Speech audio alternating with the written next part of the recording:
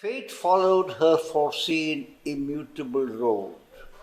Man's hopes and longings build the journeying wheels that bear the body of his destiny and lead his blind will towards an unknown goal.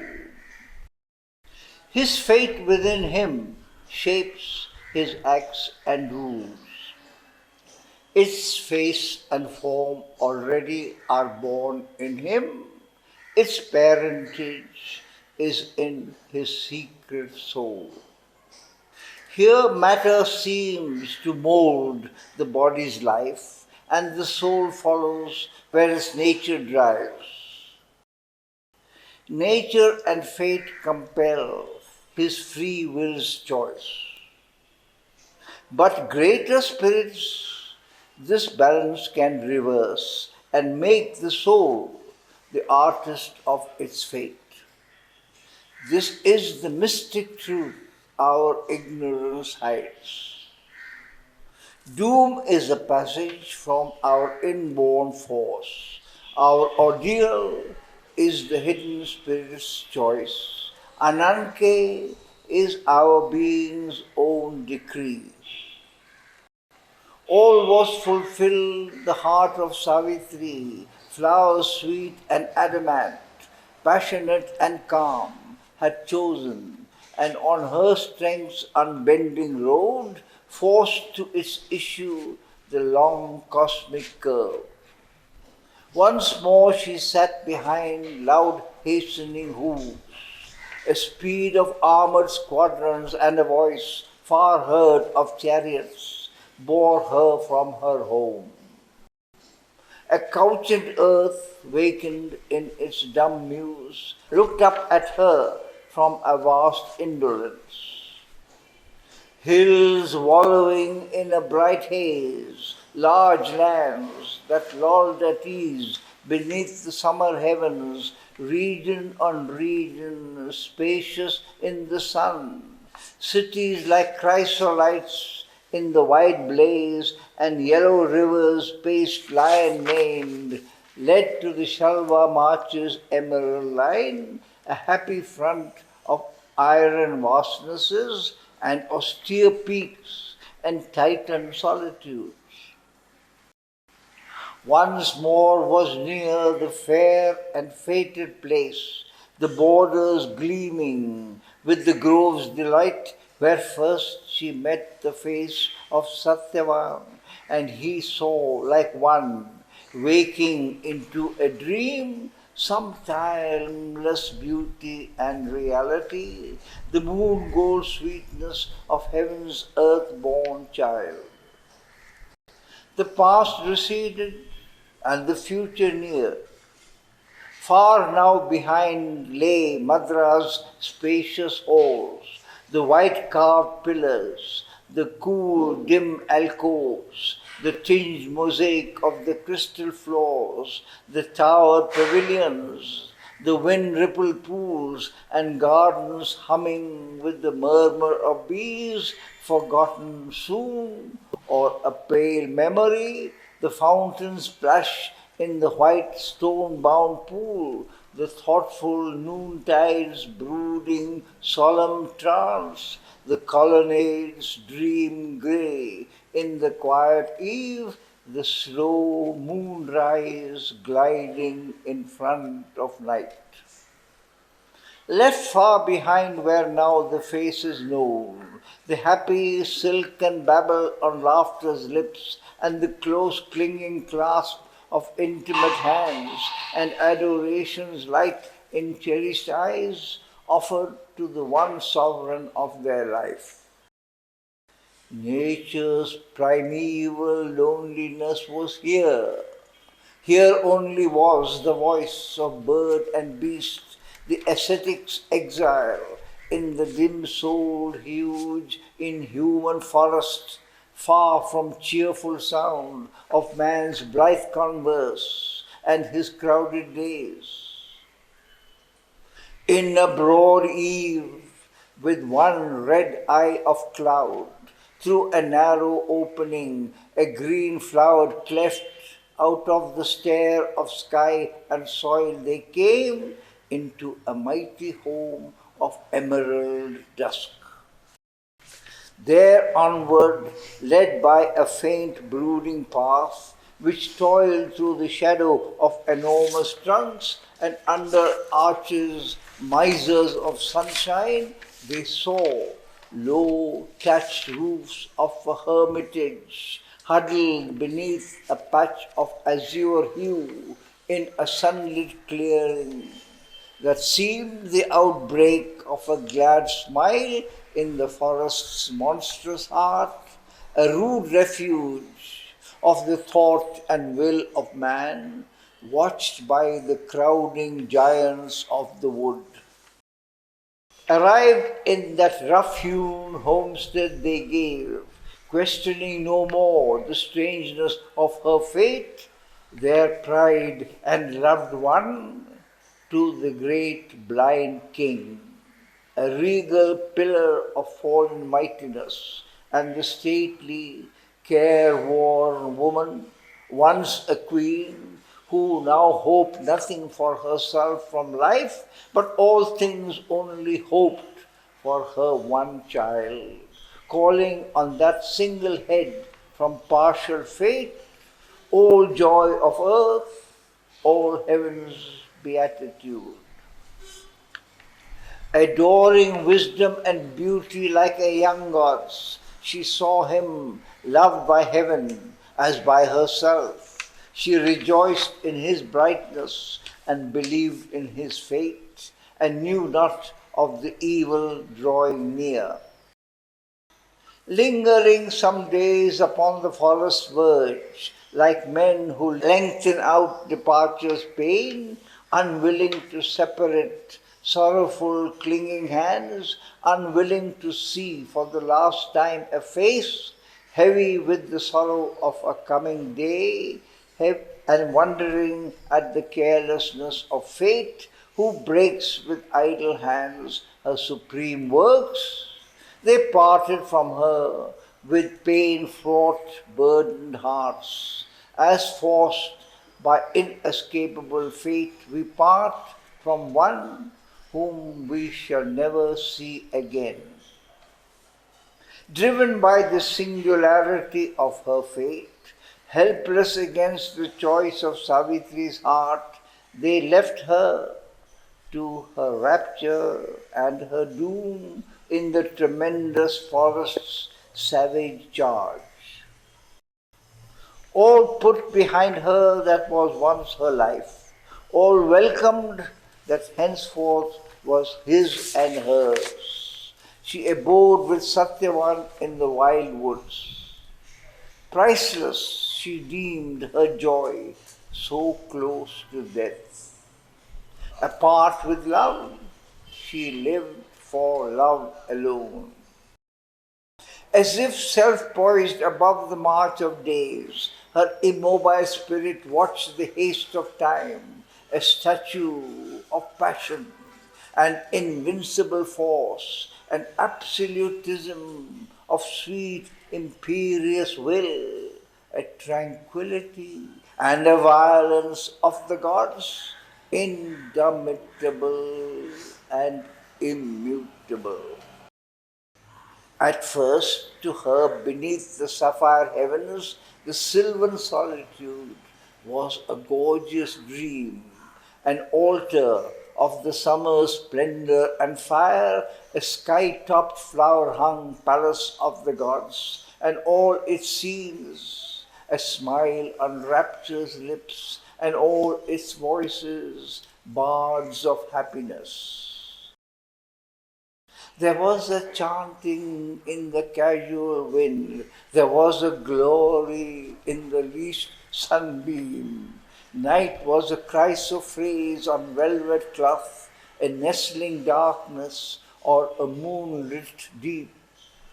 Day was a purple pageant and a hymn, a wave of the laughter of light from morn to eve.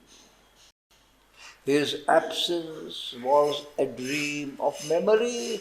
His presence was the empire of a god.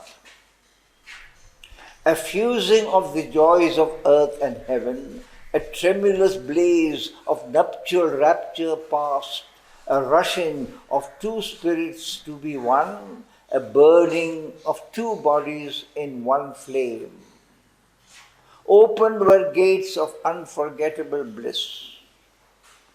Two lives were locked within an earthly heaven, and fate and grief fled from that fiery hour. But soon now failed the summer's ardent breath, and throngs of blue-black clouds crept through the sky, and rain fled sobbing over the dripping leaves, and storm became the forest's titan voice. Then, listening to the thunder's fatal crash and the fugitive pattering footsteps of the showers and the long unsatisfied panting of the wind and sorrow muttering in the sound-vexed night, the grief of all the world came near to her. Night's darkness seemed her future's ominous face. The shadow of her lover's doom arose, and fear laid hands upon her mortal heart. The moments, swift and ruthless, raced, alarmed.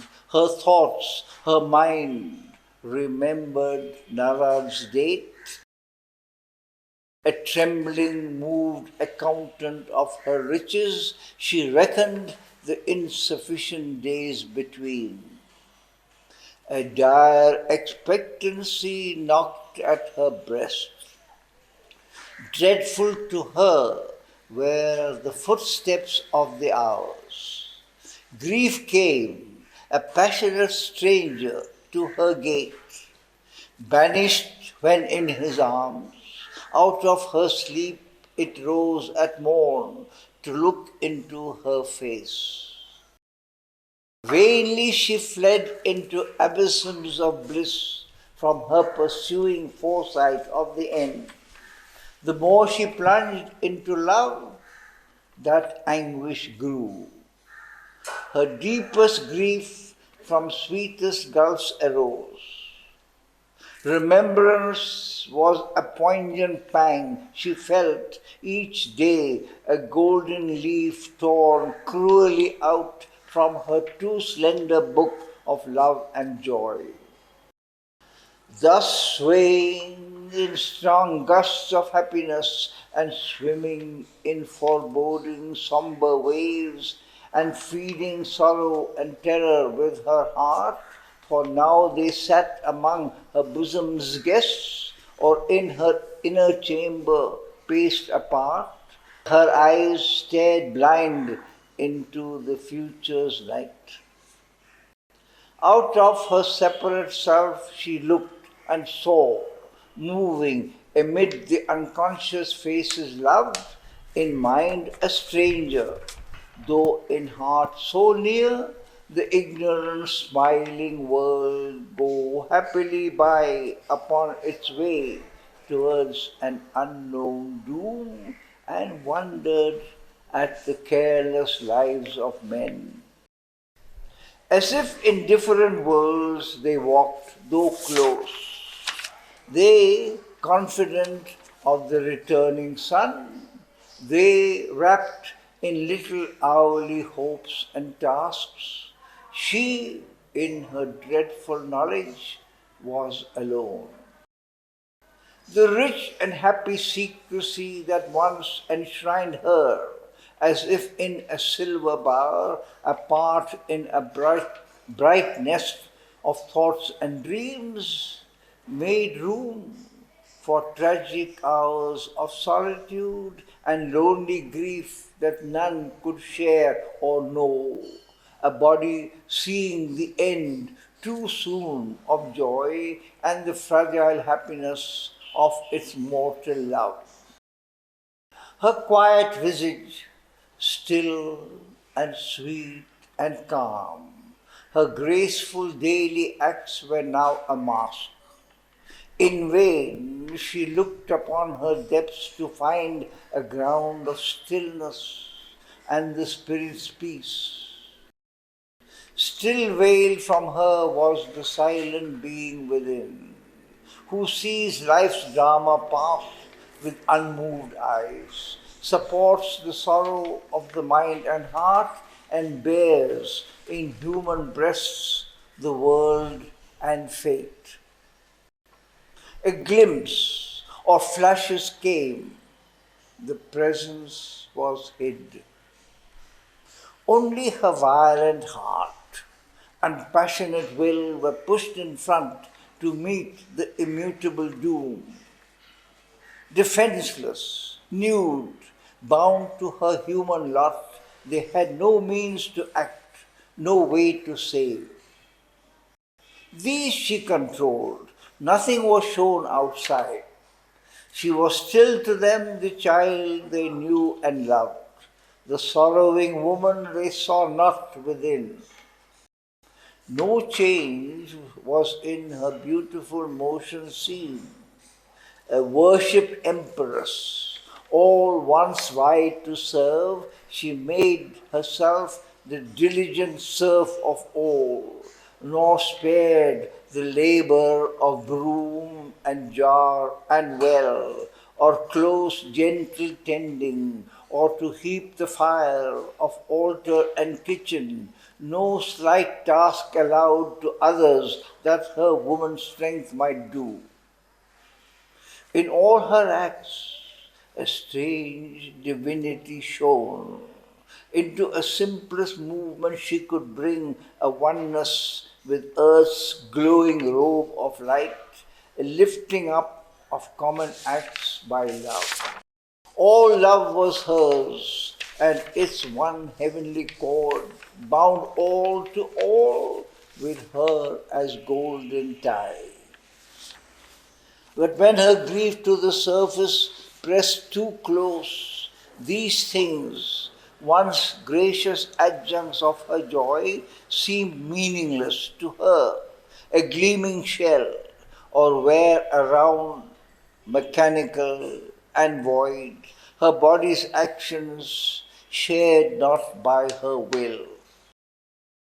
Always behind this strange divided life, her spirit like a sea of living fire possessed her lover and to his body clung, one lock embrace to guard its threatened mate.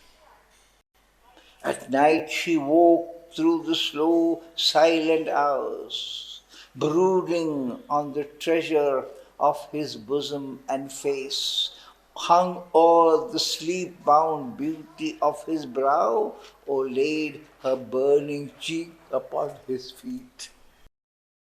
Waking at morn, her lips endlessly clung to his, unwilling ever to separate again or lose that honeyed drain of lingering joy, unwilling to lose his body from her breast, the warm, inadequate signs that love must use.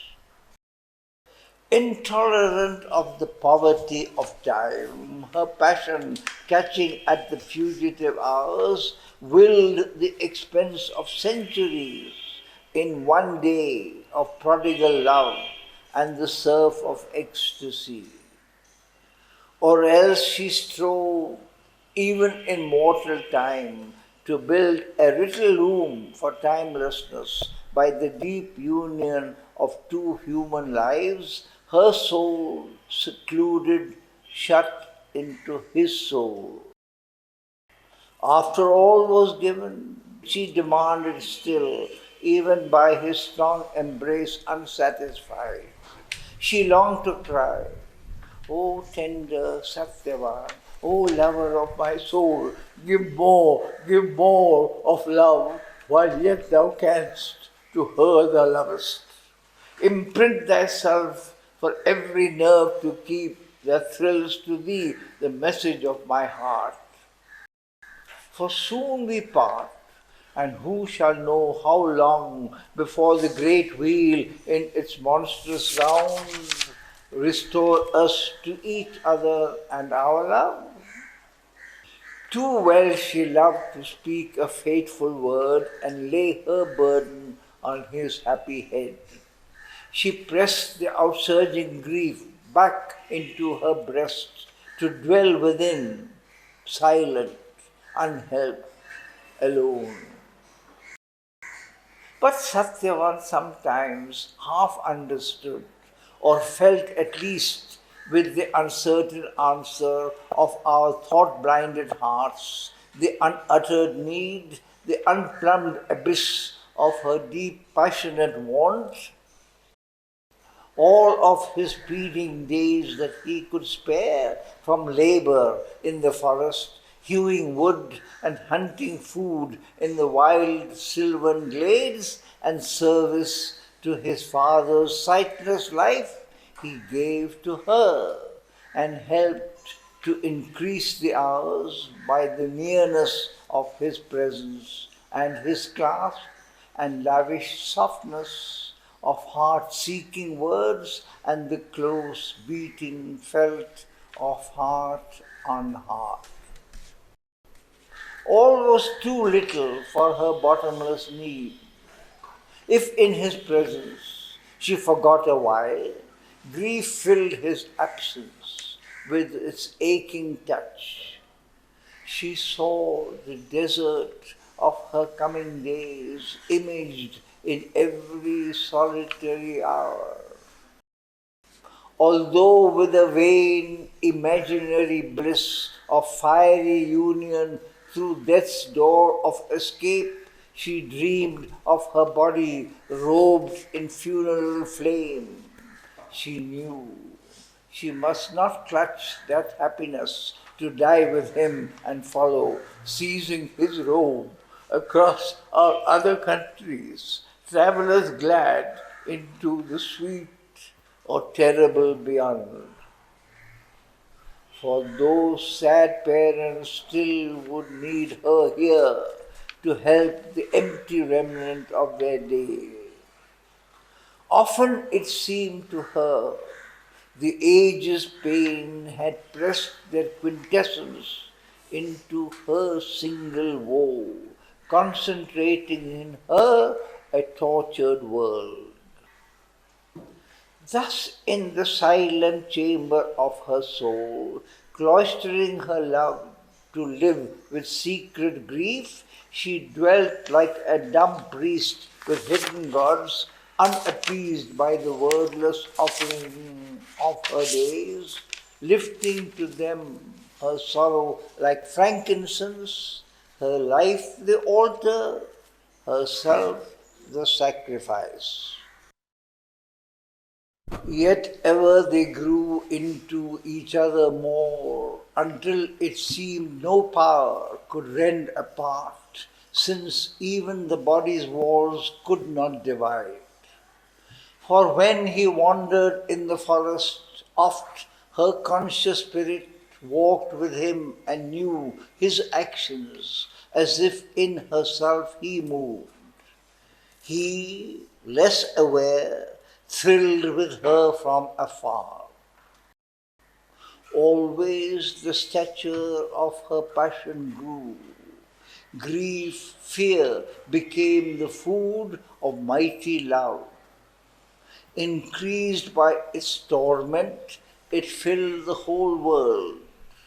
It was all her life, became her whole earth and heaven. Although life-born, an infant of the hours, immortal it walked, unslayable as the gods. Her spirit stretched measureless in strength divine, and anvil for the blows of fate and time. Or tired of sorrow's passionate luxury, grief's self became calm, dull-eyed, resolute, awaiting some issue of its fiery struggle, some deed in which it might forever cease, victorious over itself and death and tears. The year now paused upon the brink of change. No more the storm sailed with stupendous wings, and thunder strode in wrath across the world, but still was heard a muttering in the sky, and rain dripped wearily through the mournful air, and grey, slow drifting clouds shut in the earth. So her grief's heavy sky shut in her heart. A still self hid behind but gave no light. No voice came down from the forgotten heights. Only in the privacy of its brooding pain, her human heart spoke to the body's fate.